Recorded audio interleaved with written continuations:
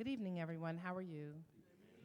Thank you so much for coming out. We really, really appreciate it. Um, last month, I guess in September, Monty announced the reinvestment into Mount Vernon, Mount Vernon Hospital, and there were the city dignitaries and leaders. City Council President, come on up. And the hospital administrators there and things of that nature. And that was our opportunity to ask questions and have the presentation. Well, we wanted to make sure that our residents and our stakeholders had the same opportunity to see the presentation that we had, because we could make an announcement, but until you see some of the things that are behind the announcement, it's as hard to be as excited as we were about it. And we want you to have the opportunity to also ask questions and get some answers that you might want. But more than anything, I am excited because I want you to leave here with greater confidence in the commitment that Monty has to Mount Vernon and Mount Vernon Hospital, and I want you to leave here also more confident in the level of competent leadership that is steering the helm of the hospital and that is working with us. I was watching the news just either last night or the night before last, and there was a story, and it struck me, and it said that since 2000, since 2000, more than 48 hospitals have closed across the state of New York. And that's no small thing. That's no small thing. And we could have been part of that number, but we're not. And because we're not, that is a reason to celebrate. And we're asking if you could come towards the front, please. We're asking if we could fill in some of these front rows over here as well. Oh, look at that. The bishop he's appreciating that, because that's church, right? Right to the front. And we really, really appreciate that. And we know how to come out when we're angry and we're fighting. But we also have to come out when we are building together. And so I thank you so much for coming out and not counting it robbery to come out and be a part of this discussion and this presentation.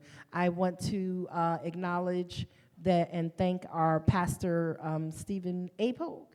W. Pogue, okay, sorry. Stephen W. Pogue, pastor of Greater Centennial AME Zion Church, for allowing us to utilize the space here. He also has served as the chair of the Save and Transform Mount Vernon Coalition, has been with us from the very, very beginning of this fight, which turned into a partnership, right? Sometimes it starts out a fight and it turned into a partnership.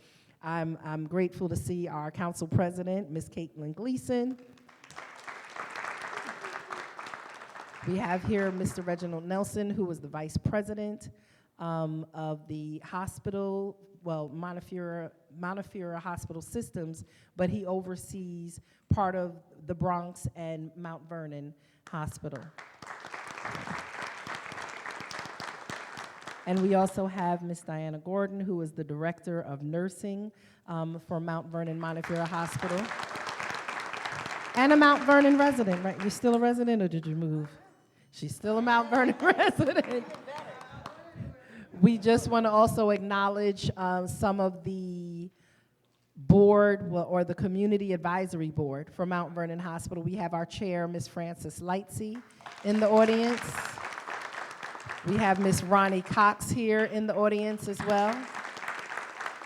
They are on the community advisory board of the hospital. And with that, if we can have some of the Mount Vernon staff who are here, if you could stand or raise your hand, because they've been working diligently. If we could also have some of the Montefiore staff who are here and part of this work stand.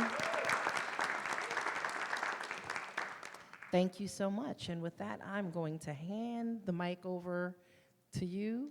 Do you want to have some opening words? Okay, hold on. Good evening, everyone. Good evening. First of all, welcome to Greater Centennial AME Zion Church. We're just happy to have you here for this very important conversation that has started a while ago, and I'm, like the mayor, I'm happy that we are where we are now. I remember being at Grimes School, and it was a totally different conversation.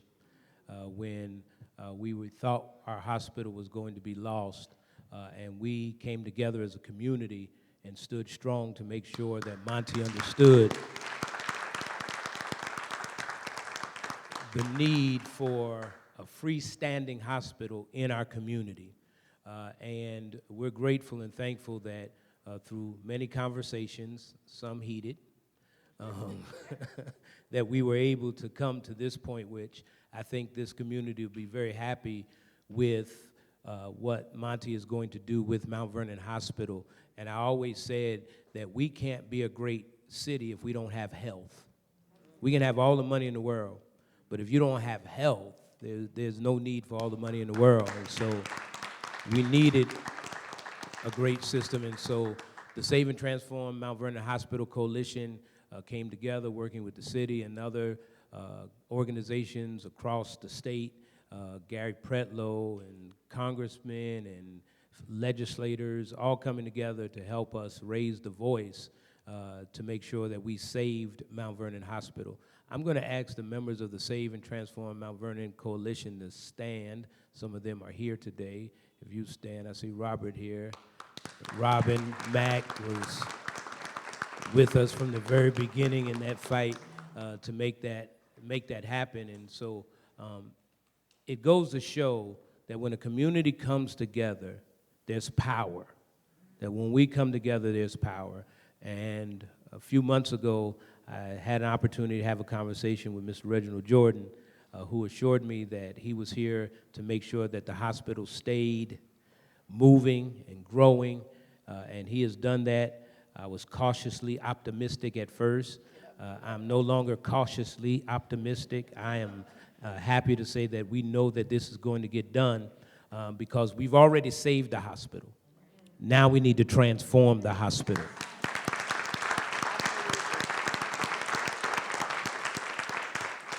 And in the transformation process, we need the community again because we need to make sure we utilize the services at the hospital. We can't fight for it and then don't use it. So when we get all of the new fancy stuff, we'll have a state-of-the-art hospital in the city of Mount Vernon, so we don't need to go to Bronxville anymore. We don't need to go to the Bronx.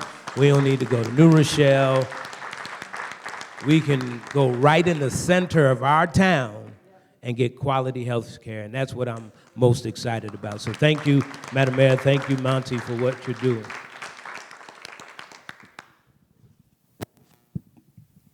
Thank you for that introduction, Madam Mayor and Reverend Polk. I'm going to stand at the podium, if you don't mind.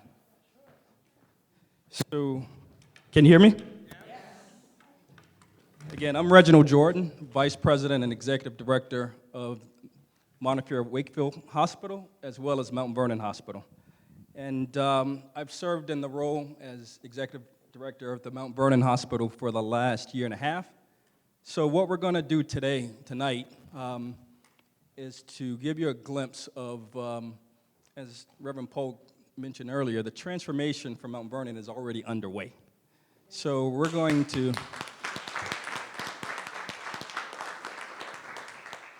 share with you some of the initiatives and programs and services that we've implemented thus far, and then we're going to give you a glimpse into the future of Mount Vernon and share with you how we can partner to ensure that Mount Vernon is a going concern, and we're committed to winning the confidence of the residents of Mount Vernon back to this hospital. So this is indeed a partnership, and we're here to stay.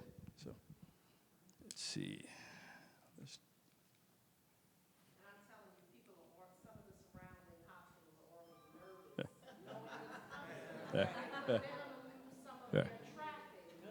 Right. All right, so this is our brief agenda, and we're just going to jump right to it. Montefiore Health System is a fully integrated healthcare delivery system. It's comprised of 10 hospitals in 4 counties, inclusive of Manhattan, the Bronx, Westchester, and Orange County, featuring about 10 hospitals, roughly about between 30 to 40,000 associates, and we're responsible for roughly over 1 million patient encounters, unique patient encounters per year. Again, as I mentioned, our healthcare system is comprised of 10 acute care hospitals. This is a listing of those hospitals, and along with the KPIs, or key performance indicators, that are utilized to measure and assess the performance of hospitals. As you can see, Mount Vernon Hospital to the far right is licensed for 121 beds, and our stats are listed as well. In terms of key performance indicators, inpatient discharges, that's the figure that hospitals utilizes to assess the number of patients that were admitted. So in 2023, Mount Vernon had about 2,000 discharges, which was a 12.5% increase over the prior year. In terms of emergency department visits, Mount Vernon Hospital had about 17,000 ED visits last year. We're poised this year to exceed that at roughly around 20 to 22,000 ED visits. Again, just overall, just historical, Mount Vernon has a strong and rich tradition in this community. We've been in existence since the 1800s, along with Montefiore Health System has been around since 1844 as well. With, again, long-standing history as a community academic teaching hospital, and we want to continue that tradition. With that being said, in terms of continuing the tradition, our goal is to make it better.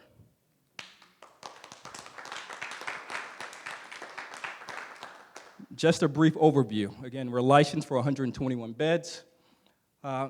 We staff and operate on a day-to-day basis about 60 beds, featuring about 30 medical surgical beds, 24 behavioral health beds, 12 ICU beds, and 10 corrections beds. Again, some of our programs of distinctions include, we're a primary stroke center as well. We're a designated HIV center, and we have a world-renowned wound care program as well. We will be definitely adding to those programs of distinction very soon. Right, Ms. Gordon, with her? So we will add a diabetes center of excellence to this list this time next year.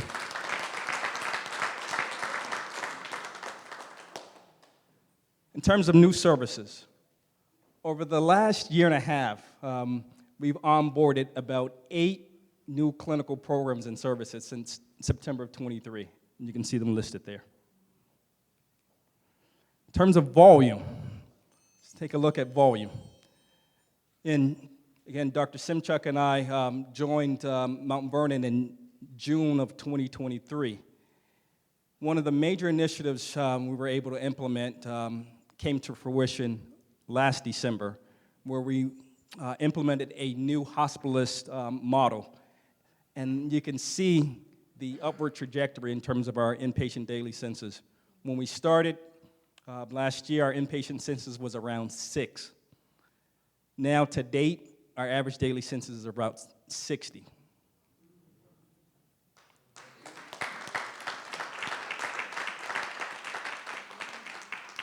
In terms of length of stay, another indicator that assesses the average time the patient spends in a hospital bed. So generally, the shorter the better, which means they're recovering at a faster rate. So again, on an acute care med-surg side, our average daily census or average length of stay is about 3.5 days. We're working on reducing that to about between 2.8 and 3 days. Dr. Iskanian, we're close, right? We're getting there. So medicine, which is the largest service, again, our average length of stay is about 3.5. In terms of admissions, as you can see, when we implemented the medicine model, you can see the tremendous spike in admissions with a high of 338 in May of 24. We hit the summer doldrums, but now we're on the upward swing as well with 331 admissions in August. Medicine, our largest service, same upward trajectory. You can see the significant increase in inpatient admissions. Again, this slide depicts the number of ambulance transports to Mount Vernon's ER. This is for the last 3 quarters of 2024. One of the major significant changes that we undertook at Mount Vernon was, one, we needed to address and fix the drainage system to ensure that ambulances had access to appropriately drop off and load patients. So that was one of the significant barriers, was that our ambulances couldn't drive all the way back to our loading dock and drop off and receive patients. Once we fixed that drainage system and repaved the parking lot, you can see the significant spike in ED ambulance transports to Mount Vernon.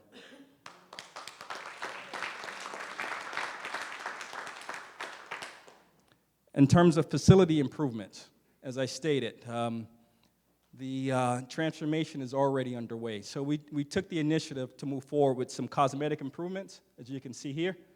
One of the major initiatives that we did to ensure and to address workplace violence and ensure that our patients and visitors are safe is that we installed a weapons protection system in the emergency department as well as in the main entrance as well.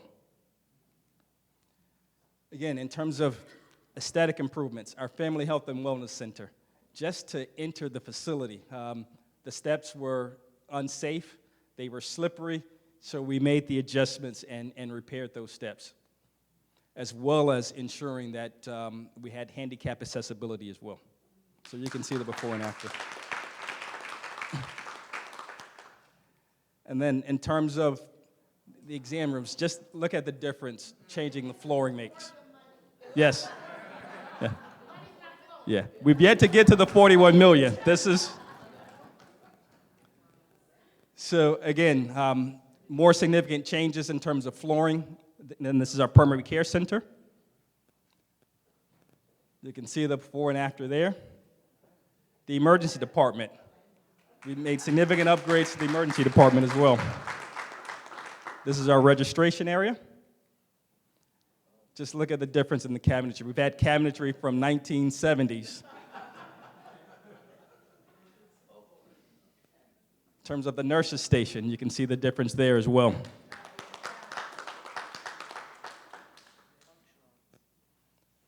This is our surgical waiting area. So we made significant improvements and cosmetic improvements there as well for patients waiting before their procedure.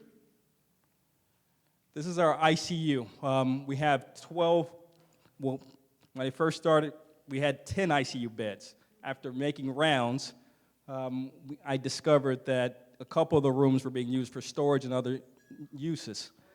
So as our volume increased, we removed the storage rooms and put those ICU rooms back in service.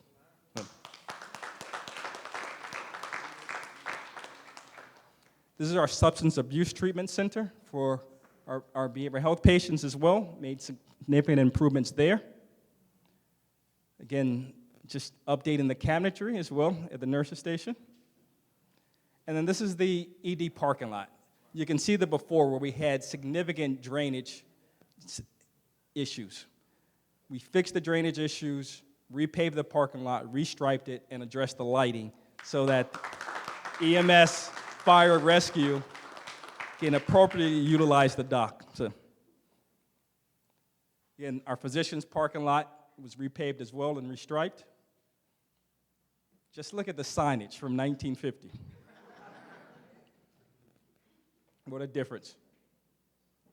Doctor's parking lot. Again, you got to show folks that you care. So it makes a difference in terms of the cleanliness, the aesthetics, and just directions to your facility.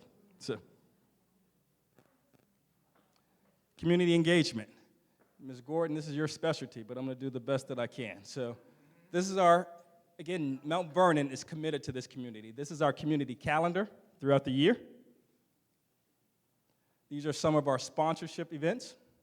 So again, it's one thing to be a healthcare system or a hospital. We want to make sure that we're keeping you safe and preventing you from coming to the hospital as well. So it's a fully integrated health system.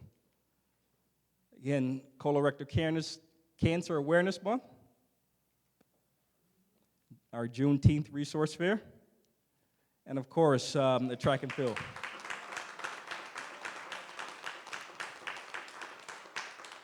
So we're pleased to be a title sponsor 2 years in a row in partnership with the mayor. And again, let's talk about growth now. Growth, again, cures all ills. Without growth, nothing happens. So let's take a look. Since June of 2023, we've hired almost 150 new associates to Mount Vernon.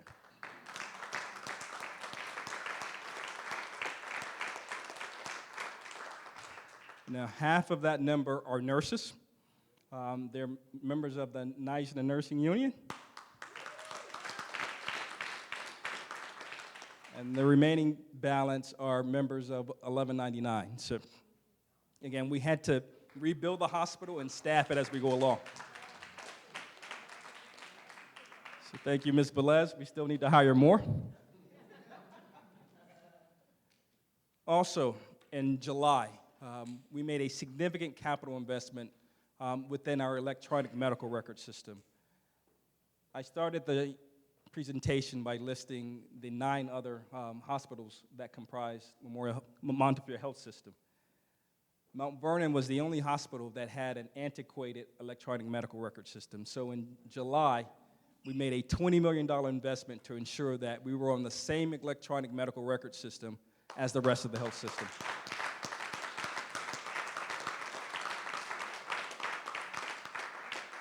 So now everything's transparent, fully integrated, and you can click of a button, you can see the patient's last visits, their meds, and previously, if a patient was transferred from another Monty system, we had to print the paper chart, put it in the stretcher, and transfer.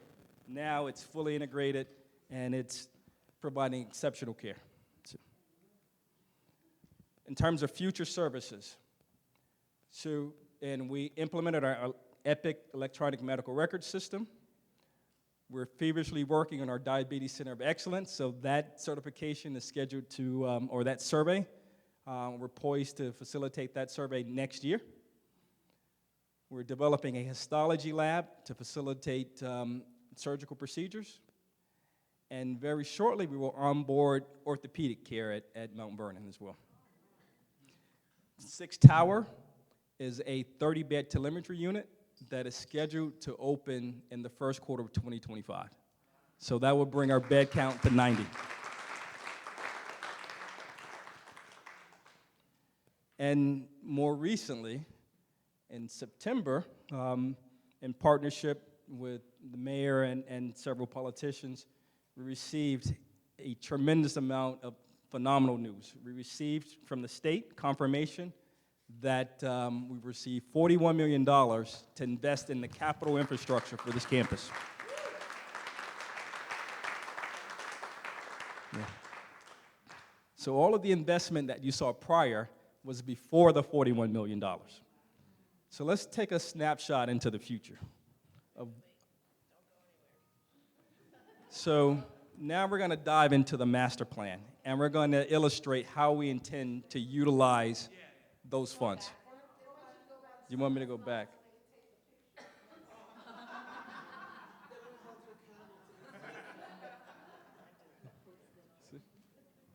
The items that are emboldened are in process. The ones that are unbolded, we've already accomplished.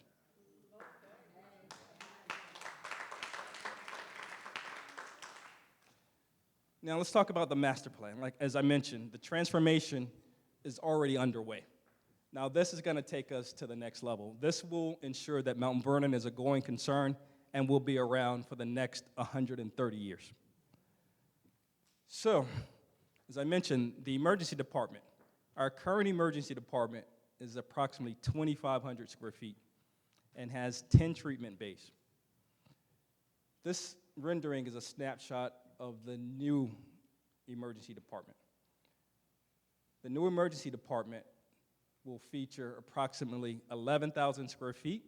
Wow. And will feature about approximately 30 treatment bays. This is a rendering of those bays.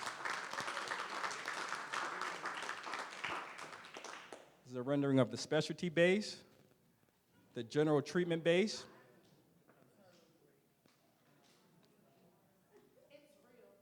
Yeah. Yeah. And then the second project of the master plan will consist of the operating room. This is a rendering of the operating room, family waiting room, and entrance. This is the prep and recovery area, pre and post surgery. And this is a rendering of our GI suite as well.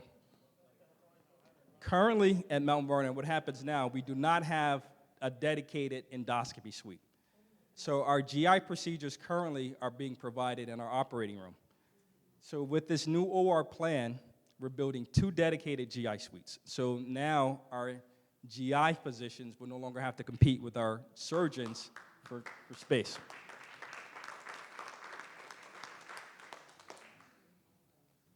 Additionally, we're building 6 operating rooms that will range in size from 500 to 700 square feet.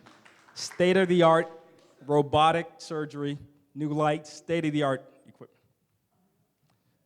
Right now, the largest operating room at Mount Vernon is about 425 square feet. So, which limits the type of procedure, surgical procedures that we can do. And right now, those heavy-duty tertiary procedures have to be transferred to Moses or other facilities. With these new operating rooms, that will no longer happen.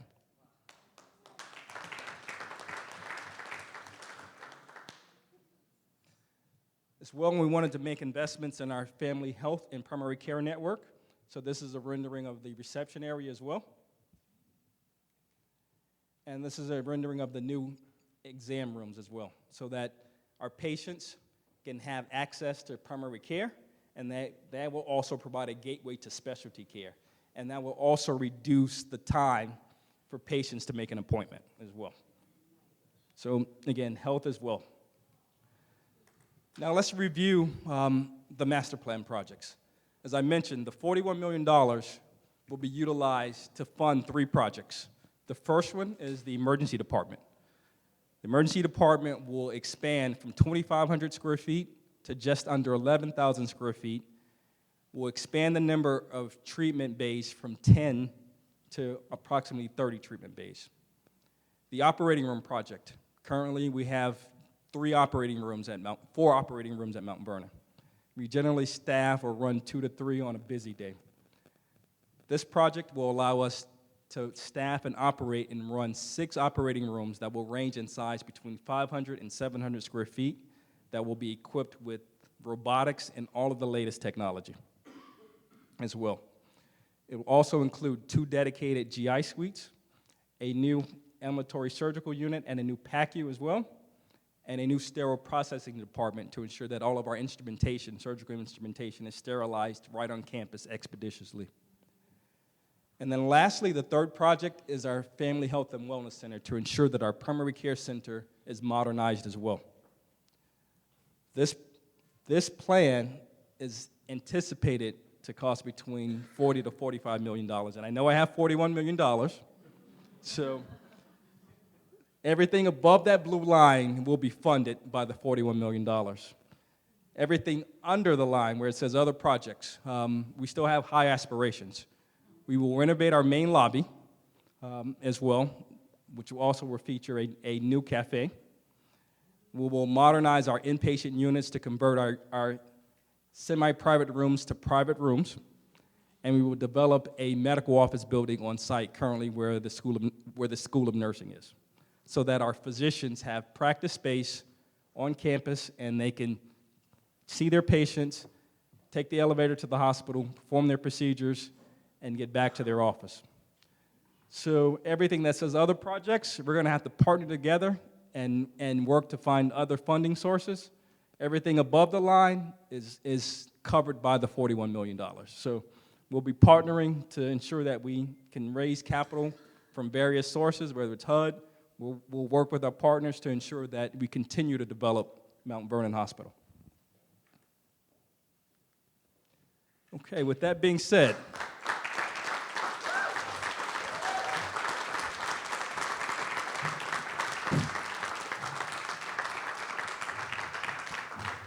we'll open it up for questions. I am so excited about this.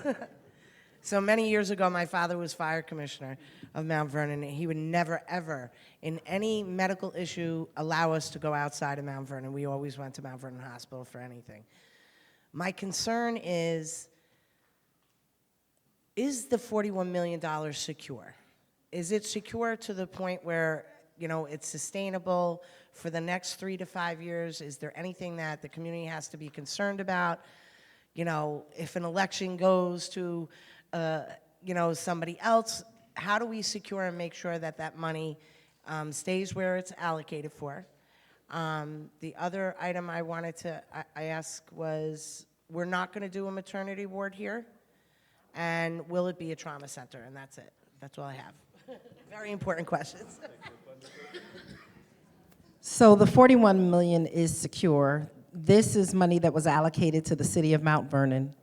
It was going to be transferred over to the ambulatory center, or it actually was, but it was still a Mount Vernon center. And that's what just happened recently. It was reallocated back to this facility for the purpose of the master plan. It is not based on who is governor, because the money, it's what they call DSRIP money. It's like Medicaid redesign monies for our hospital. And so we know we are a Medicaid facility, and that's, how we got some of that money. So this is money that is for Mount Vernon Hospital, not based on who's mayor, who's governor, who's president, but it is attached by legal means, legislation, and funding to Mount Vernon Hospital. The maternity ward, that's not coming back right now. We have all throughout the region, and I lead a Black maternal health national campaign and even an international campaign. Over the past few years, we have created in the region maternal centers of excellence, right? And so, especially when you have a large community of color, you want to make sure the level of the service is excellent. We don't want to just open up something at a standard level. And so St. John's and St. Joseph's and other places in the region, Lawrence, White Plains, those are your big maternity hospitals right now. We kind of missed out on that boat. But to have a diabetes center of excellence when Mount Vernon has one of the highest untreated diabetes rates in the state, that, diabetes also leads to kidney disease, and then you have people on dialysis. It leads to so many other things, and that also is money, right? One of the things, we can't hold on to the things that don't bring in the big money. We need to make sure that we start off, as we reboot the hospital, that we're bringing the specialties and the services that will bring in the type of money that will fund the mission that we need for this community. What I know about running organizations is no margin, financial margin, no mission, right? And so I know, we haven't had babies in Mount Vernon for almost 30 years. And, but we haven't had the level of medical service that we've wanted to see for a long time too. And so this will provide us, that was one of the first questions we asked. We said, the city wants to see babies born in Mount Vernon again. But we also want to see quality medical services. And so if someone is already doing it really well, no reason for us to try and do it. Let's find those areas that are not as serviced and where the niches have not been built out. Let's do those. And money is important, right? Because if you don't have money, you can't do anything. And so we want to make sure that we're bringing the money through the surgeries, outpatient, inpatient surgeries, and all of the other services that the hospital will provide into Mount Vernon, so funding doesn't become an issue going forward where we continue to risk the operation of our hospital. Will it be considered a trauma? Not yet. Maybe that's coming. We'll see. So just to piggyback off the mayor's comments, in regards to the next steps for the $41 million, so the next steps consist of completing a certificate of need application. We're on schedule to submit that CON application to the state this December. Subsequently, following the submittal of our CON application, then the state will take their due diligence to review the application and weigh in on it. We anticipate approximately a 90-day review, or the first quarter of 2025. And once we obtain approval from the state, we can commence construction starting in the second quarter of 2025. And more importantly, as the mayor alluded to, The reason why these master plan projects were selected is to ensure that we place Mount Vernon on a financial footing to ensure it's a going concern. One, the emergency department is the front door for each and every hospital. So that's the beacon. So we want to make sure that we can provide safe, quality emergency care 365 no matter what. So that's the front door to every hospital. And we needed to modernize and expand our emergency department. The second project, the operating room. The operating room is generally the economic engine of every hospital. So that's all of your surgical procedures, your orthopedics, your general surgery, your GI cases, your laparoscopic cases. So that's the economic engine of the hospital, the OR. ER is your front door, 365, 24/7, has to remain open no matter what. The OR, economic engine, and the primary care network is your gateway to appointments for specialty care, ambulatory care, and outpatient care. So combined, those three projects will ensure that Mount Vernon is on a solid financial footing and can provide additional services down the line. So that's why those three projects were selected, and to ensure that, again, next 100 years we're going to be around and that we can build off of that going forward.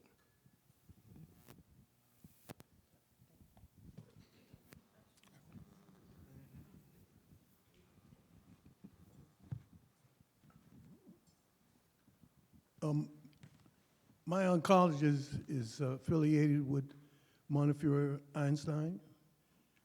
Will he have privileges at Mount Vernon?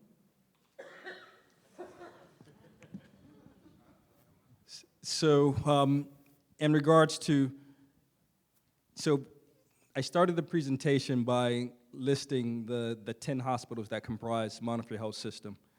So it's important that we recognize we can't be all things to everyone from day one, and Mount Vernon is not a cancer hospital at the moment. So we're affiliated with Montefiore Einstein.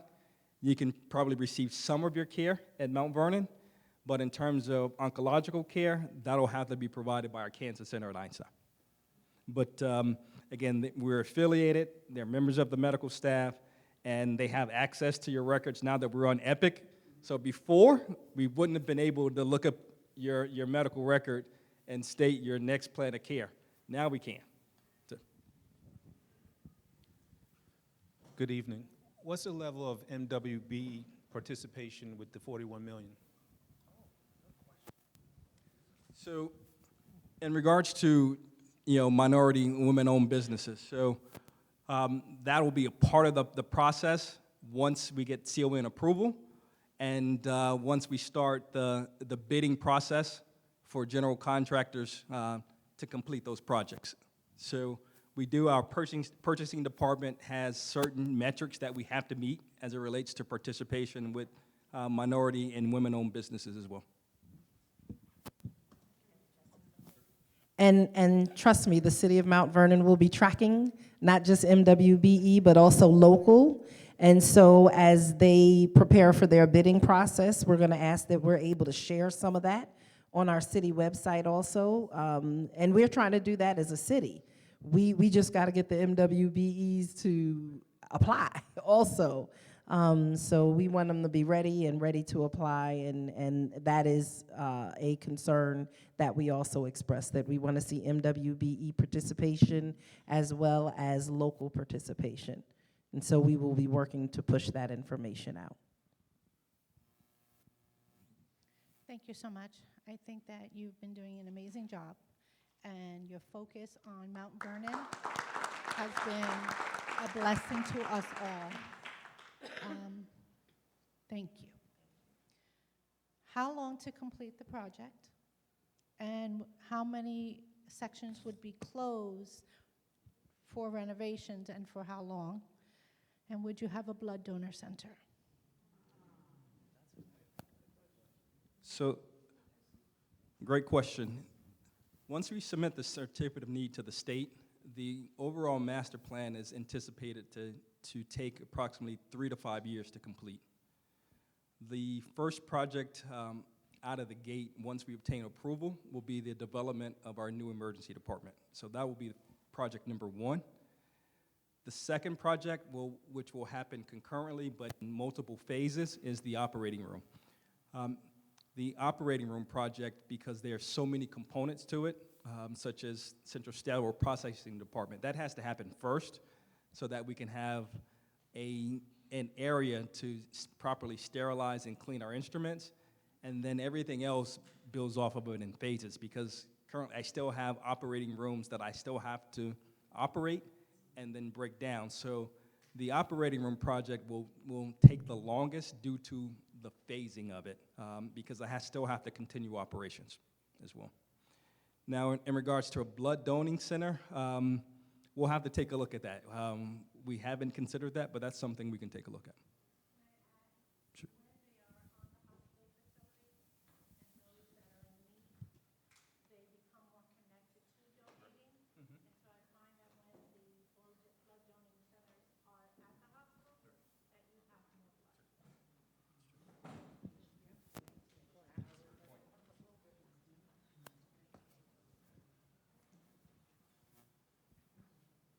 Good evening, everyone. My name is Kathy Brewington. Good evening, everyone. My name is Kathy Brewington, your NAACP president. My question is, since 2022, the mental stability of our community has kind of declined. I stepped out, so I didn't get the whole conversation. Do you have a component for your mental center, psychiatric ward? Okay, that's what I want to know. And on top of that, hello, everyone. God bless. So great question and timely. Just a matter of fact, yesterday we received news from the state, from New York State OMH, that Mount Vernon received a $250,000 grant to build a new outpatient behavioral health clinic on our campus.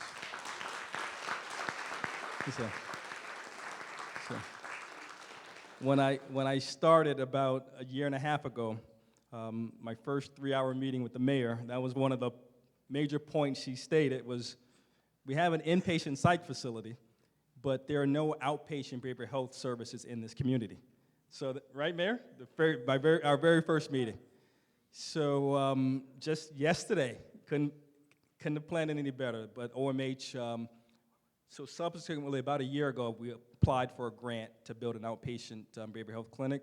And again, yesterday we received word from the state that $250,000 will be awarded to us so that we can build that clinic. Good evening. I've been a caregiver for the last 14 years, and if the one thing that has changed over that time is the amount of healthcare providers and the people who work in the industry, many of whom have stepped aside, especially after COVID. And I have been, not in Montefiore, but in other state-of-the-art hospitals where the lack of someone even to take blood has held up the entire operation. So my question is, what will you be doing to reach out? I believe, now you know that Mount Vernon has 3 high schools. New York City has hundreds of high schools, to reach out to our youth so that there's some relationship to get people to come into the field. So thank you so much for that question and observation. So what we do know about our industry here in Mount Vernon is that 18% of the jobs in the city of Mount Vernon are healthcare related. And so we did that study several years ago, and so that's one of the leading industries that we have here in Mount Vernon is healthcare, and that makes sense because we have such a disparate number of people who need intensive healthcare. So what we have been doing through the Youth Bureau is we have what we call academies that we're working with Montefiore as well as Westchester Community College. And we've been doing, for the past 2 years, introduction to healthcare professions. And so we have students from all of our high schools, as well as, because our Youth Bureau serves people up to the age of 25. Oh, okay, and Ms. Lightsey is also the chair of the Youth Bureau Board, so she's gonna say something. So we've been doing those introduction to healthcare services programs. The other thing that we're doing is through our fire department, as we're working to stand up EMS, we have been doing EMS and EMT training classes. And then at Mount Vernon High School, Kevin Bunch, who lives here and was raised in Mount Vernon, has also been running an EMT program. And so those are things that we've been looking at. And trust me, over the past few months, as I've had to give blood and get blood or whatever, and if you just look in the nursing field, in the medical field, I don't care, you can go into an elite hospital, Cornell Weill and Monty and Columbia, you're gonna find that most of your nurses have almost 2-3 years and less, because a lot of people did leave the field during COVID. And so that's one of the reasons why we have been partnering with Monty and Westchester Community College to make sure that we are providing employment pathways to living wage and job opportunities that are highly sought after right now and that pay really, really well. Ms. Lightsey? Yes, we just had a meeting, what was it, Monday, I guess, and next Thursday we will be planning the curriculum. There will be 12 young women who people will submit applications, and 12 young women will be selected. It was a grant that was for young women, so that's why it's just for young women. And we will give them an introduction to the healthcare field.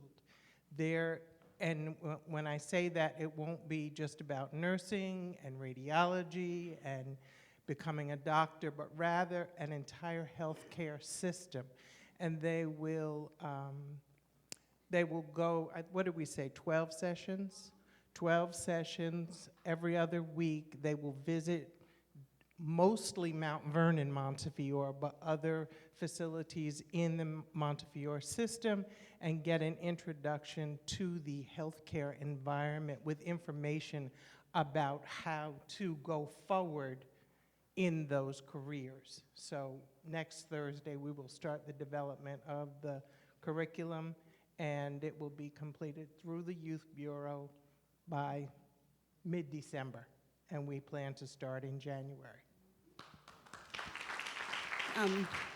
Friends, before the next person, I also wanted to add, Francis, that over the last 2 years, we have been working with a group called Cool Nerd.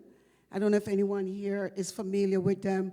So last August, we host 15 between high school students and first-year college students came to the hospital, and all healthcare professionals, techs, doctors. Dr. Ishganian is right there. He was one of who spoke to the team about how to move to what it takes to become a doctor, what it takes to become a nurse, x-ray tech.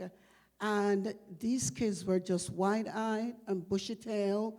They were so grateful for that experience. And this is our second year. And also the healthcare providers who visited and spoke with the teams, they had real valid questions that they asked. And we will continue with that collaboration with the Cool Nerd group. So we're doing stuff. We're doing stuff. That is with, again, the Youth Bureau. Cool Nerd is one of our contractors, so you'll hear us in our council meetings and our Board of Estimate meetings approving contracts for Cool Nerd. And I don't want people to think that we were being sexist because Ms. Lightsey said 12 young women, but we have a federal grant called Safe Spaces for Girls, right? And it was $1 million grant, and it was for 1 year, but we've been able to pace the funding out over 2 years. And so this is one of the initiatives that will be paid for by Safe Spaces for Girls, which is a grant we got through Congressman Bowman. So we're not being sexist and saying that men can't be nurses or work in the medical field, but this is a funding, the direct funding stream is for girls. And with the school district, we have had conversations with acting superintendent Ms. Smith, Veronica K. Smith, or K. Veronica Smith, about, because the school district a few years ago did recommit to the vocational programs. And I know when I went to high school, we had one of the top nursing programs in the state, and we won all of the competitions across the state. We were like BOCES before BOCES was BOCES. And so they are recommitting to that as well and looking for more opportunities for partnerships. And so we are trying to really build that pipeline of professionals to support the medical field. And the other thing I want to say, oftentimes we're very skeptical. We'll kind of pick apart things because we're so skeptical and we've been burnt so much. But there are people right now who are looking at the buildings on Stevens Avenue and on West First Street, like where the Chase Bank is.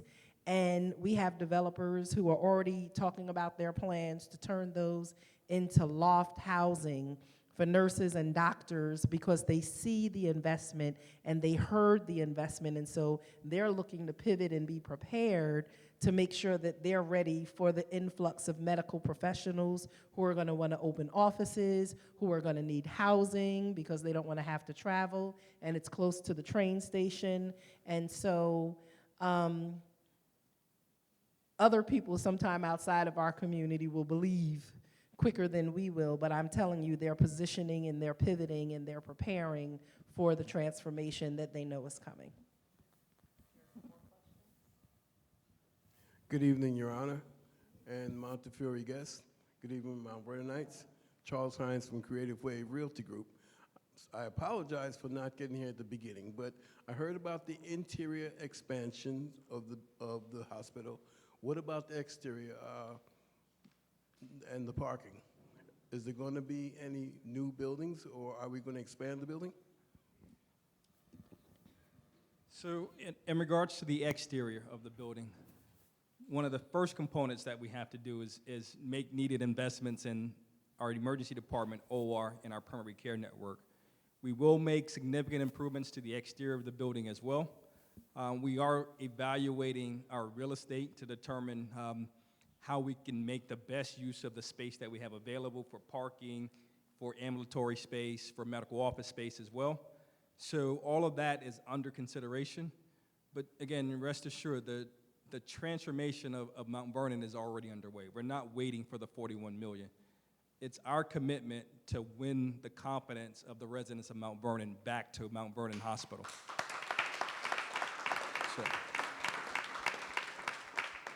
And the way that we do that is by ensuring that every ER patient, every inpatient, every outpatient receives safe, quality, patient-focused care. That's our focus right now. And as you can see, we're not waiting on the $41 million. We've made $20 million investment in our electronic medical record system. Our campus is about 356,000 square feet. So we're renovating as we get permits and as we go along. So, and we're doing it judiciously. So,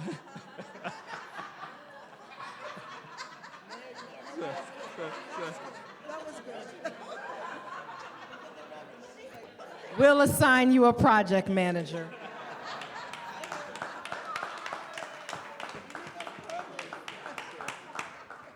but no. Right. You see? See, I've spent the last 6 years in the Bronx, so I have to adjust to the Westchester rules. So they pointed it out really quickly. So the things that I can do in the Bronx, I can't do in Westchester. So I have to make sure that I have my paperwork correct. And fees and paid up. But this is just again the first phase of the 5-year master plan. Yeah. Yes. But that's our goal, is we want to make sure Mount Vernon Hospital is the hospital of choice for this community. It's the only hospital in the city, so it's got to be the best. And we're going to commit to doing that.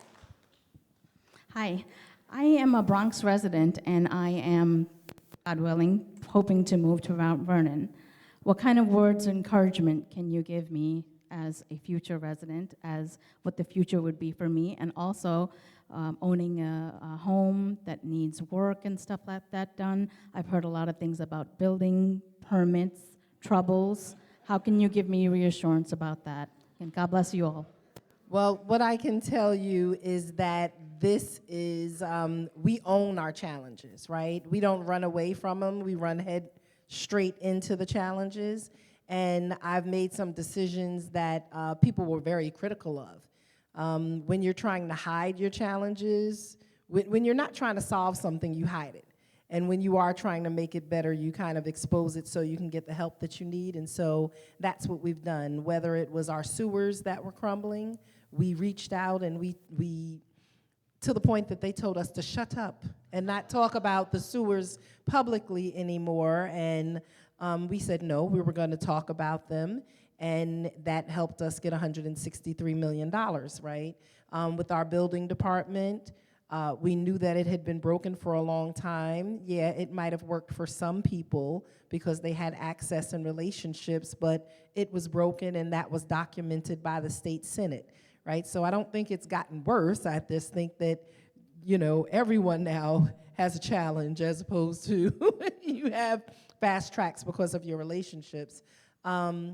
We were on the phone with the state this morning. Like, we meet with them every Wednesday. We meet with them every Wednesday, and so we've looked at the inspection process, and now we're going to be working with them through the permitting process. We've asked Bloomberg Harvard to come in. We were able to competitively work to get a grant, so we have a fellow that has come from Harvard who will be with us for the next 2 years and has signed her lease for an apartment, and at not one single cost to the city. So their salary, their housing, and some other fees are paid for out of Harvard and Bloomberg. I was on a call today with Bloomberg Philanthropies called the Big Ideas, and they presented 11 big ideas that a lot of cities have unilaterally, right? And one of the big ideas that they presented was permitting processes and certificates of occupancy and tenancy. That is an issue across the world. And that, you know, that is one of the areas they've identified as having a lot of kind of corruption or shortfalls. And so I think we're going to sign up for that big idea, right? And while we receive criticism for traveling, the traveling usually, well, I know my travel is usually paid for by whoever I'm traveling to go do business with, but we travel so that we can learn, right? We can all sit here and talk about what the challenges and the problems are and never get solutions. But when we're traveling to develop knowledge so that we could bring it back. We're traveling to develop relationships so that we can bring those back. And we're traveling to identify resources so that we can bring the technical assistance back home, which is sometimes just as valuable as money.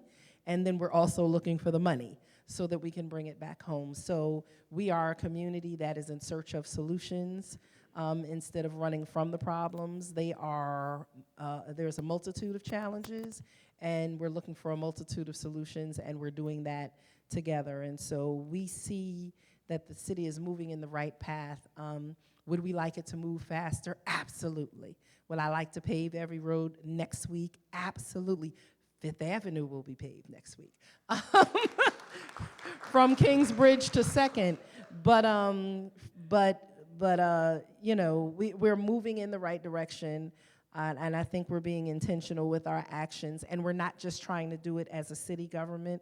We're trying to do it with all of our sectors, faith-based, business, not-for-profit, neighborhood associations, and with you, the residents. We could have easily just sat on this presentation that we had and had this good news, but we were kind of insistent that we wanted to have this, and he just came back from vacation, and and we're like, well, the 30th, we have to have this. And so welcome back and right to work. Good evening, Mayor, dignitaries, everyone. My name is Andrea, Mount Vernon Downtown Merchants Association. And one of the things that I like is the fact that you will be expanding the emergency room. I was a former nurse, 35 years, and I know how vital our emergency rooms are. The expansion will occur, but will our EMT service expand in as well to meet the needs? So that's what we're working on, right? We went out, we brought ambulances because we had money. We had to snatch the ambulances while we had the money, and they wanted us to spend the money. We used CDBG CARES money, which was kind of this quick COVID money to expand your capacity to provide emergency medical services in the community. So we ran out and we brought the ambulances, and now we're working through the plan to build an EMS system here in Mount Vernon. And so, Tony, if you can stand. Tony Everett has been working in our fire department in our fire prevention bureau and dispatch unit for how long, Tony? A long time? Long time. For a very, very long time. And what we know and what we found out even more so during COVID is that the EMS system all across the country is broken. And we knew kind of from that conversation that eventually EMS services are going to become a part of the public emergency response requirements. So as a city, we have to have a police department. As a city, we have to have a fire department. And soon as a city, we're going to be required to have an EMS service. And so we did purchase 4 ambulances. Like I said, the fire department is doing EMT training. The school district is doing EMT training, so we're trying to build that out. We did put money from ARPA funds aside to help start it, but the thing is, we have to be able to maintain it. We can't start it and then all of a sudden it fall off a cliff. So we are trying to dig down into the numbers to make sure that the number of calls we have and the number of insured people that we have, private insurance as well as kind of Medicaid and Medicare, will allow us to sustain the EMS services. And so we're taking more time to develop it and get it off the ground because we want to make sure that it can be successful. We don't want to have the grand opening, grand closing, right? And so we have slowed down the process to make sure that we're ready and that we're going to be able to do this, and that it is, if it doesn't work the way we want it to, that cost will not fall back on the residents. Right now we have 2.5. We have one what they call BLS, Basic Life Support, 24-hour ambulance. We have one ALS, Advanced Life Support, or Saving ambulance, 24 hours. And then we have a second Basic Life Support, and I think that's from 9 a.m. to 9 p.m., right? And so if at 8 o'clock there's a challenge in the morning, we have 2 ambulances in rotation. If at 9 o'clock your emergency happens, we have a third one. And when our emergency department and our parking lot was in bad shape, it was hard for ambulances to get in and get out. And so the number of ambulance calls that went outside of our city were greater than the ambulance runs that stayed inside our city. So when you only have 2.5 ambulances, and let's say 70% of the calls or 60% of the calls are going to Lawrence and New Rochelle and White Plains and Yonkers, they have to travel outside the city, they have to stay there and drop them off, and then they have to get back into the city. And that was a major, major challenge. And so that is why we are really wanting to make sure that we get this up and running and get it ready to go, because we want to be able to service it.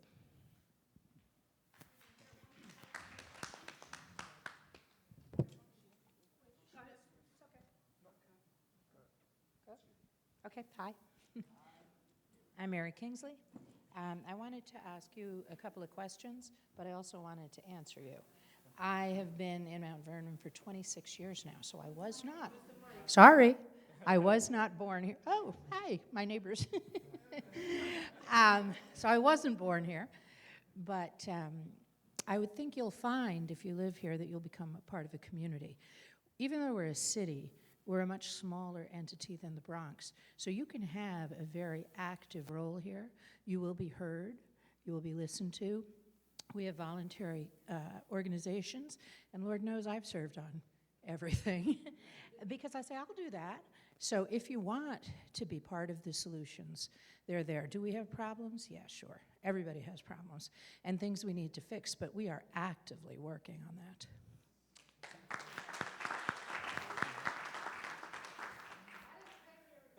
No. Yeah, well, I care about my community, and I've always felt that wherever I am, I should do whatever I can to make it better. So, on everything that I do, you know me. She knows me. So, my questions.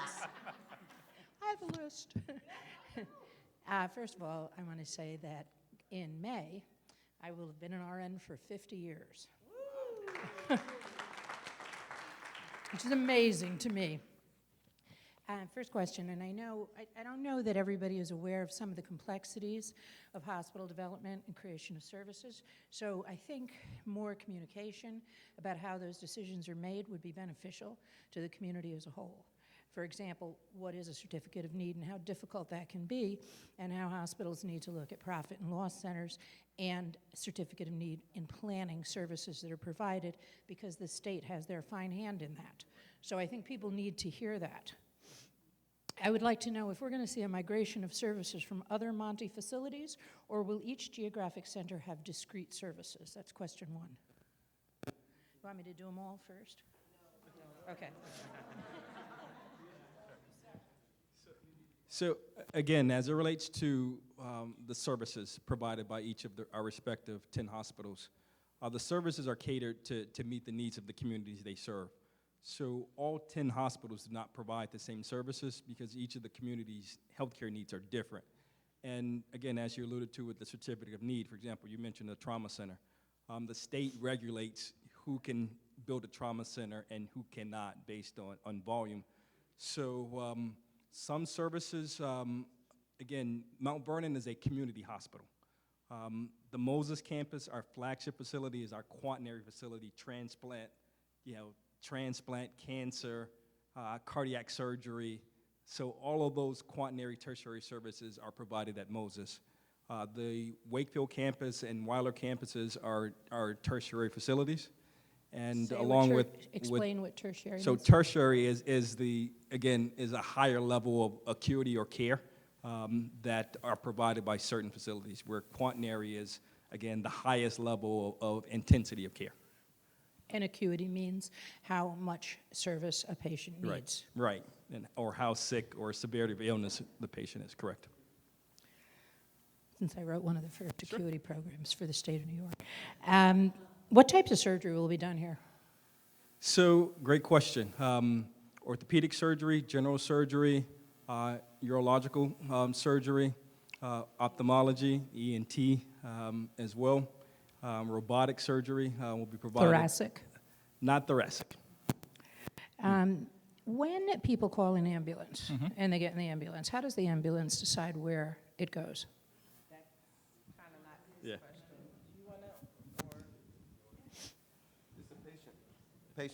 Patient can dictate? Actually, yeah, can I just, if I could speak to that? And, well, I just would say that to the point of, I'm sorry, I get excited.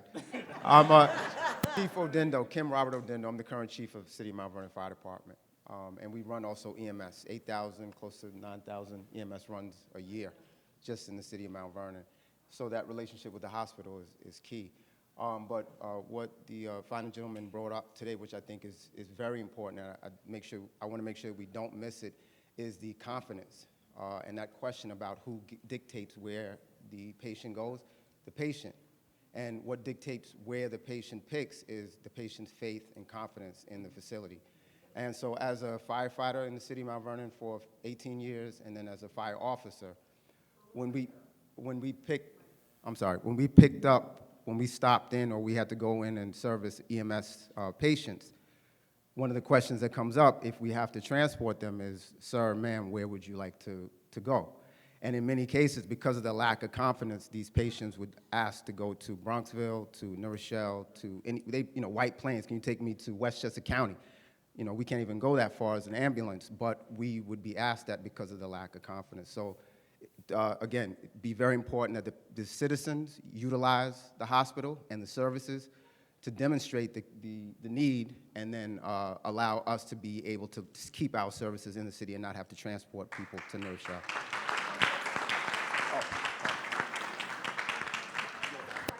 Good evening, everyone. And I just want to piggyback on what the chief said, and sometimes it depends on what the emergency is, right?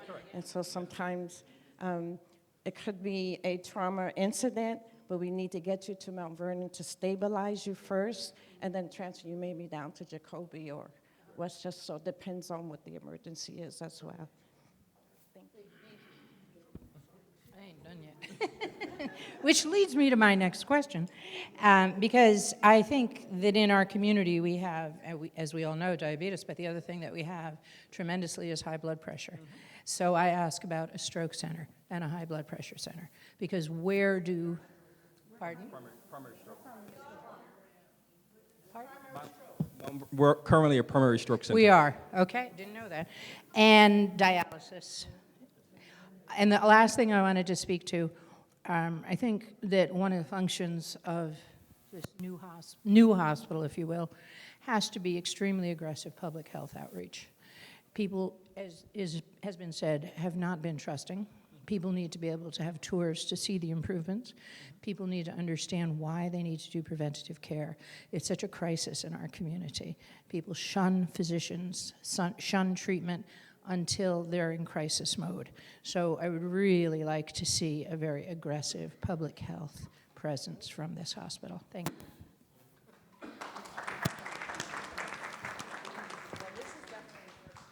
Can I just add to that? That's why we are so present in this community. We are doing community events every month. Last year, I made at least 20 community appearances. We're in the shelter. We're on the steps of City Hall. Thanks, Robin. I don't get any hard time to get that pass. We're in our parking lot, and we are all over doing community events. And as a primary stroke certified hospital, we are required to take the show on the road. So every community member understands what it is and how to spot a stroke. And that's something that we talk about all the time. So we are out there. And if you need us, I mean, we've been to this church also with community events. So we're definitely out there. All right.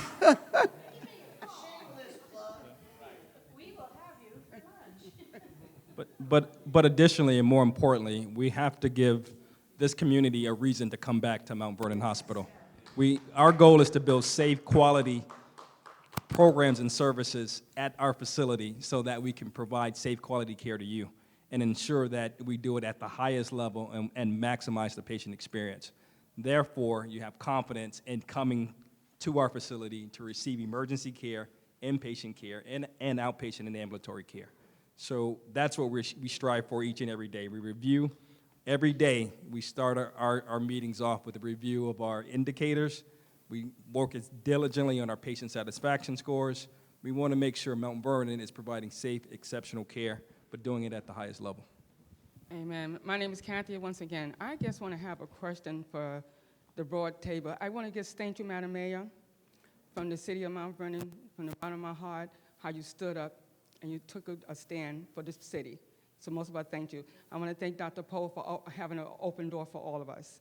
I want to thank your staff that's your staff for having us here engagement tonight. I'm saying all of that to say one thing. Your nursing staff is outstanding. Oh.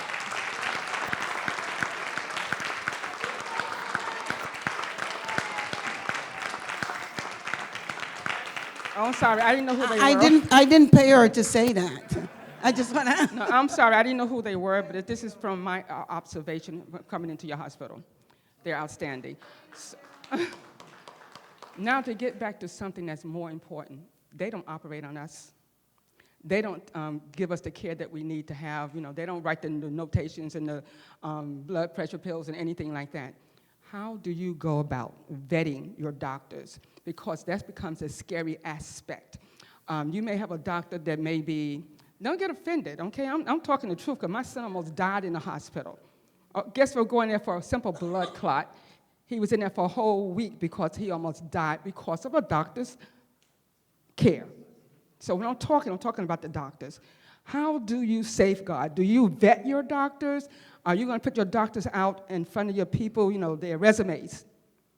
Okay, that's a very good idea. Put their resumes out there, their qualifications, and this is their rate of saving, whatever the case may be. Whatever you want to put out there to uphold your doctors, to get us back in your building, do so. Your doctors are your main focus. But they don't, you know, they don't operate on us. The doctors do. Thank you so much, Ms. Brewington. One of the earlier slides that was shown is that they've been able to recruit like the chief of otolaryngology, right? Okay. Did I say it right? Otolaryngology. That. They've been able to recruit the chiefs of the Monty system to come and do work at Mount Vernon, right? So they have brought some of their system leaders with them here to lead divisions and to provide services and to train doctors so that we could have that level of service. Like I said, trust me, I had some incurrences this year with my health, and I know that your coordinated medical team and the way they communicate and their competence is more important than ever, right? When we're younger, it's like, oh, I go to the doctor, but now it's like, you better go to the doctor, right? And have a good one and know who they are. And so that is something that I've watched them do very intentionally to make sure that they are bringing the best, and it's something that we're looking at and looking for. And the other thing is, someone asked, you know, are services migrating in? The other thing that I know that the system, that the 10 hospital system has increased confidence in this facility is the number of transfers that come from other Monty hospitals to Monty Mount Vernon now. Before, it was like, how can we get you to the other Monty hospitals? You know, before it was the opposite. It was like, I want to stay here. My family's here. People can't, and they were like, nope, you got to go to New Rochelle, and they transfer you out. No, you got to go to Einstein. You have to go here. We don't have the staff. We don't have the beds. We don't have the specialty people in place. We don't have telemetry. We don't have ICU.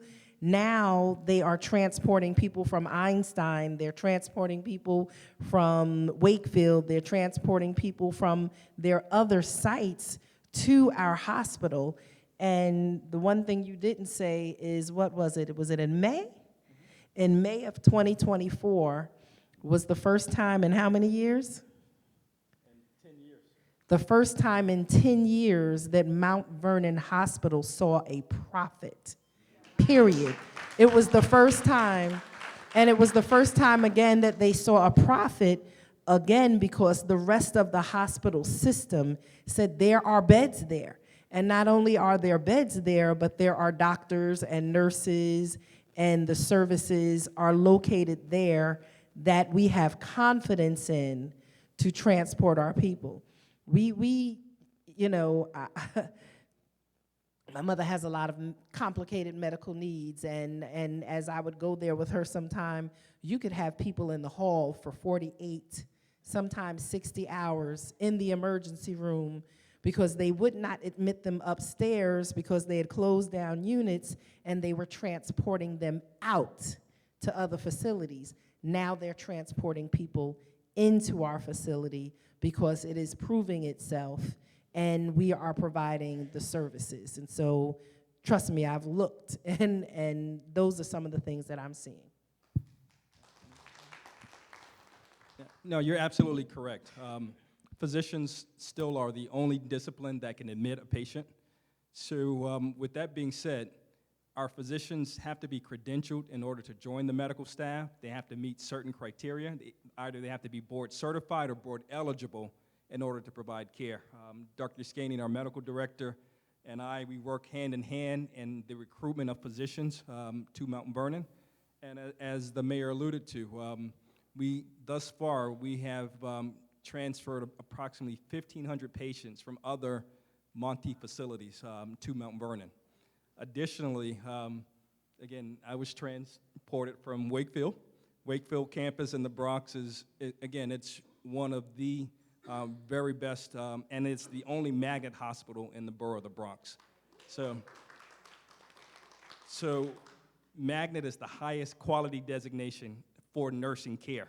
Only 8% of the hospitals in the country have that designation, and the Wakefield campus is one of those facilities. Again, the only hospital in the borough of the Bronx.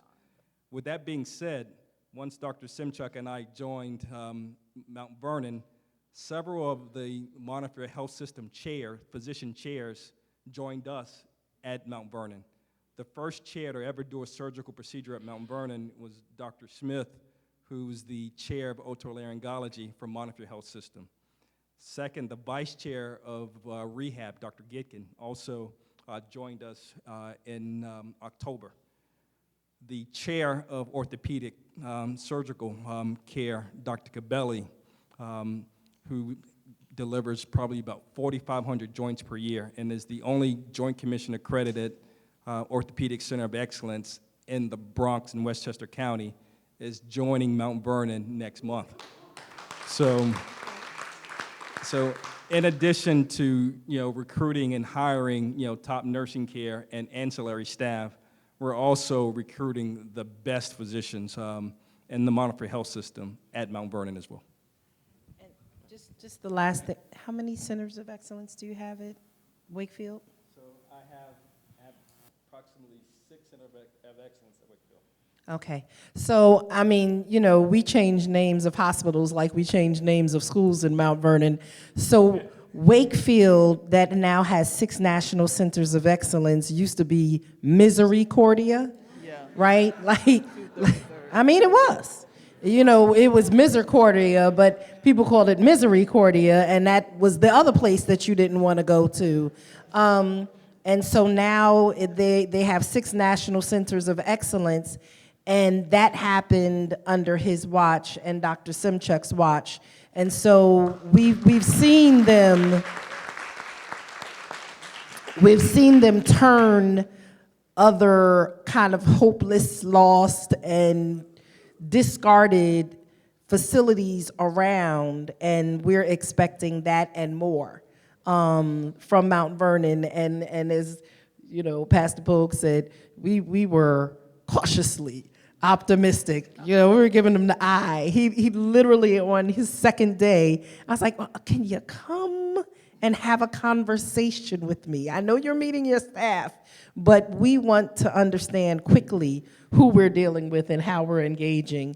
And then they not only came, but then came back maybe less than a month later and met with, our elected leaders, Pastor Polk and some of our emergency medical and emergency response staff. So. Good evening, everyone. My name is Sandra Jenkins. I live over on the south side of Mount Vernon for about the last 13 years. I've had 4 occasions when I've had to visit the emergency room, and I'm so excited to hear about the changes. And I just want to thank all of you who worked through this thing of working with them to renew our hospital, because I was one of the ones that was standing out in front of the same building with a sign on a very cold day. But you have been here all along, and so I thank you. I have been praying But I've been praying and I see the results. So thank you of that, and thank you for all you've done. One of my questions has already been answered regarding the doctors. I still have two others. Do I understand correctly now that should I have to, God forbid, come to emergency room again, I will not be treated by what I call a rent-a doc or a temporary doc, because I got the shock of my life when I got a bill from some associate group, and it took me 2 weeks to find out that it was the doctors that were just hired to come in and work the emergency room. So that's no longer going on at all. Hallelujah. Thank you, Lord, because that was a bad experience.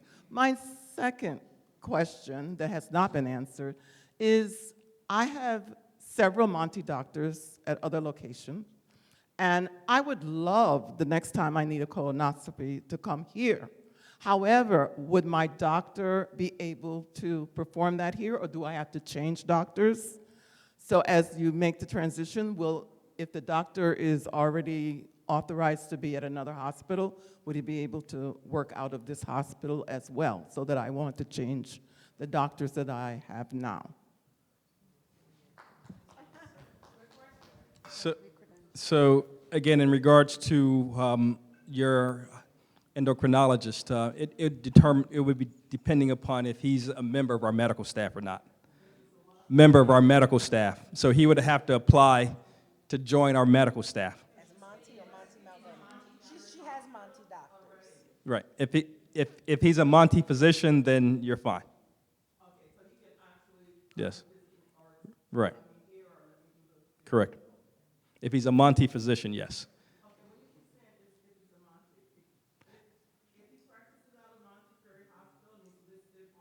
Yeah, he's saying if he's part of the Montefiore system. Right.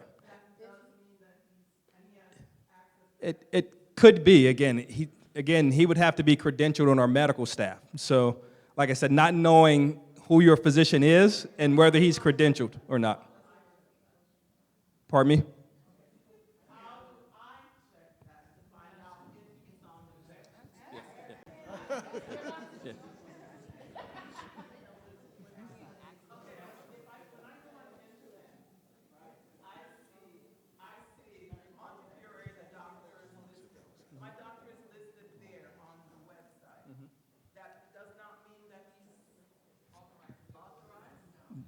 Doesn't necessarily mean he's a member. For example, White Plains Hospital is a member of the Montefiore Health System, but not every White Plains Hospital physician is a member of our medical staff. So again. They're affiliated. There are 10 hospitals. There are some that are affiliated, and then there are others that are Monty. Right. Right. So they have kind of management and support agreements with White Plains Hospital, with St. John's, with St. Joseph's. I know that because I used to be on their board. Right. So St. John's, St. Joseph's, and White Plains doctors, while they have an affiliation with Monty, some of those doctors may not be Monty doctors. So the quickest way to ask them is to ask your doctor. If you currently have a doctor, ask them. Or if there's a doctor that you're Right. From Mount Vernon. From Mount Vernon. If there's a doctor that you're researching, ask them.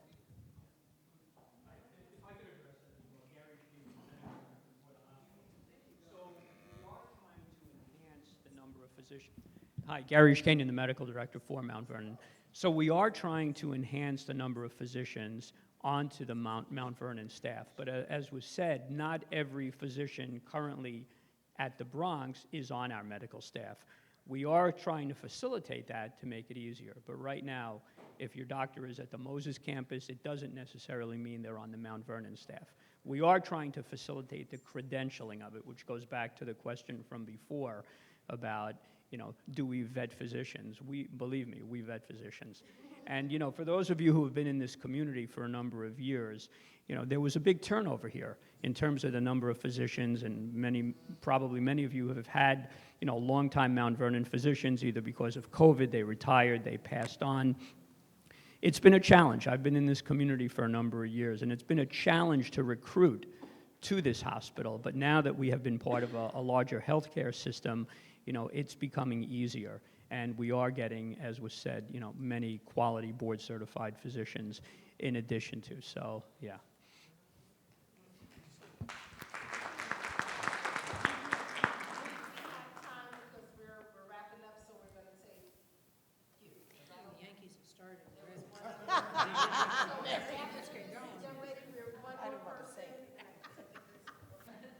Good evening. My name is Shantae Thomas. I'm a family nurse practitioner and also the CEO of Thomas Family Practice, which has been in Mount Vernon for 3 years now. We're a primary health care doctor's office. So my question is just how can we network so that my patients have access to the specialties in the hospital, as well as you guys able to provide your patients with information about primary care providers in the community for them?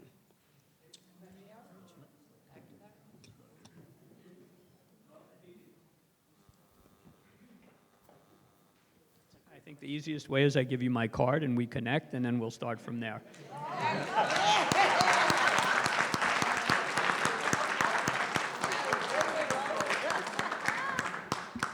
Good evening, Dr. Pope, Madam Mayor Monty. I have a real quick question. I believe I heard you say in the beginning that you're doing the hospitalist model now. Is that campus-wide, including the intensivists, med-surg, tele, and intensivists, or just med-surg? And also, will there still be a residency program since, I've been a nurse for almost 20 years. Will there also be a residency program since you're doing the hospitalist program?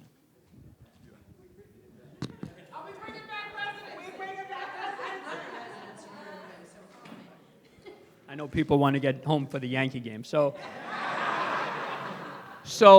for many years, Mount Vernon Hospital had internal medicine residents. I myself went through that program a few years ago. Unfortunately, right around the time of COVID, a decision had to be made by the hospital and by the healthcare system, and we had to close our longstanding internal medicine residency program. We do still have a podiatric residency program. It's small, but we do have a podiatry program. So right now, there are no plans to bring the medical residency back. That doesn't mean down the road, with all of the other changes going on, it might not be a possibility. So currently, we have hospitalists, but we are looking also to expand to bring back some of the voluntary physicians or primary care physicians who are in the community as well. Because if your doctor works in Mount Vernon, we want them to be able to care for you if, God forbid, you get admitted into the hospital. But also, just to piggyback off of Dr. Iskanian's statement, as we add on board more clinical programs and services, those chairs are also, aligning and bringing their residents back as well. So we are working on that. Hi there, I'm Emmy Velez, I'm the Director of Human Resources. So as you can see, the programs that we're getting into Mount Vernon Hospital is my heart. I've said that all along. He has done a great job. We had over 120 additional positions, and with all these services coming, we are getting more positions. So I just want to let you know we have an open house on November 7th, and it's for RNs, housekeeping, dietary, patient care techs. I will be sending the flyer. I'm going to be sending the flyer to Robin so she can get it out. So yeah, it's going to be from 9 to 1:30, and then from 2 to 5. And it's going to be in the large boardroom at Mount Vernon Hospital. And then also we're looking at new graduates as well for nursing. You're a nurse back there? Come see me. I want to see you. Okay. Thank you so much. I saw our county executive and incoming congressman come into the building. So George Latimer, would you like to come forward? And well, we're finishing, but I can tell you when we were beginning the conversations about making sure that we did not lose our hospital and the certificate of need. So when you hear, I was trying not to call him. When you hear Reggie talk about the certificate of need, if we would have lost our certificate of need, if our certificate of need would have been transferred to Monte New Rochelle, then there would have been no opportunity at all for us to have a hospital regardless of who wanted to run it. There are only so many certificates of need in the state. That's why they're called certificates of need. And you cannot operate a hospital without a certificate of need. And our certificate of need, I mean, and this is not reopening old wounds. It's just saying what the truth is. Our certificate of need was in the process of being transferred to Monte New Rochelle. And if that would have happened, there would have been, because they're not giving out new certificates of need in the state. As I started this meeting with, over 48 hospitals have been closed in the state of New York since 2000, over the past 24 years. So you could say average of 2 a year.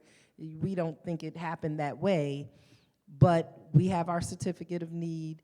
They are updating our certificate of need with the new master plan, and while they have submitted it, we as the electeds, we as the city, we as the unions, we as the faith-based community and the businesses will stand with them to support them in getting that through and making sure that that updated plan is done. And so the thing that we charge you with tonight as we prepare to leave, and then I'm going to give it to Pastor Pogue so he can close it out, this is his house, is we need you to share the information that you have with people, right? We need you to share this information. We want people to get talking and you know, look at what's happening. Let's not wait.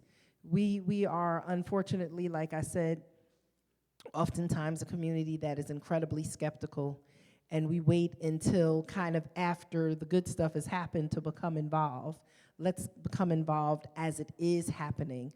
As we build buildings in Mount Vernon and we tell people to apply for them, they were like, well, I don't know if I want to apply. And then we're doing the ribbon cutting and the building is filled up, and they're like, well, how do I get an apartment a year ago?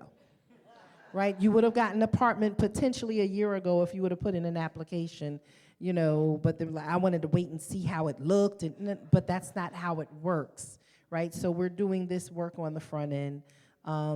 You know, we need you to be alert, pay attention, and kind of support the efforts as we continue to push the state, not just for our certificate of need, but for additional funding. As you saw, 41 to 45 million is what it's going to take to do phase 1 of the master plan. The other things will take more money, and we're going to have to reach out to our county, to our state, and to our federal leaders to get that money.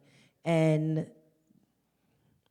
as we're in voting season, the number of votes, when we show up, it is very important for us to go to the polls, because we're able to say we can deliver 10,000 votes.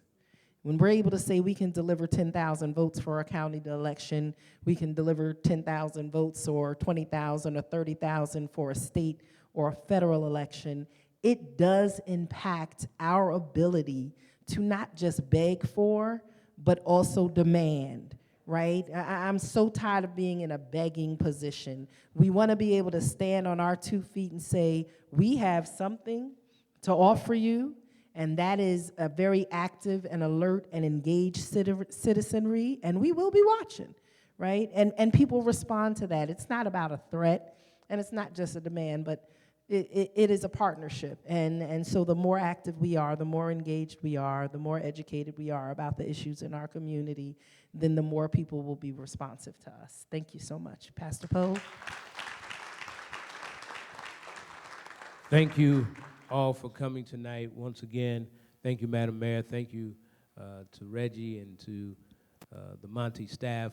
I also want to thank the NISNA nurses who were absolutely in the midst of this fight with us.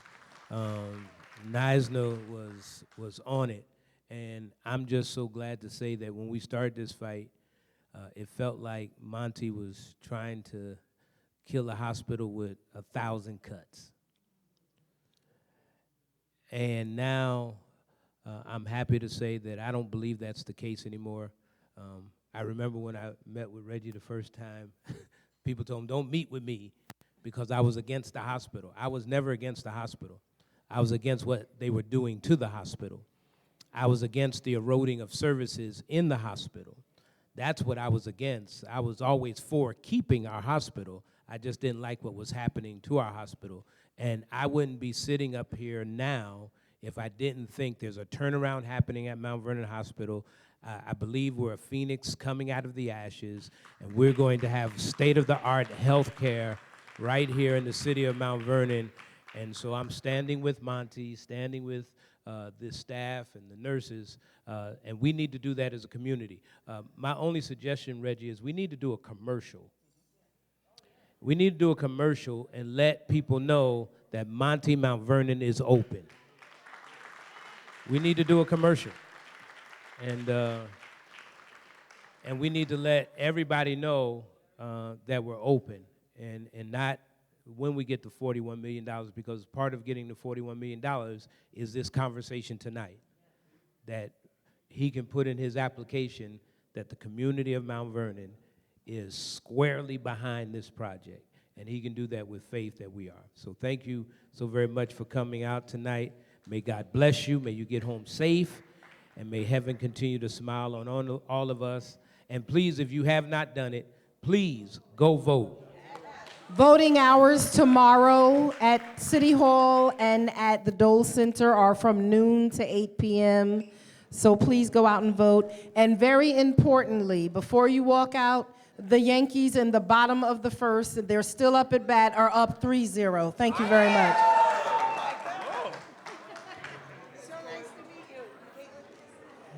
And this meeting has been recorded. This meeting has been recorded, so it will be on YouTube and Facebook.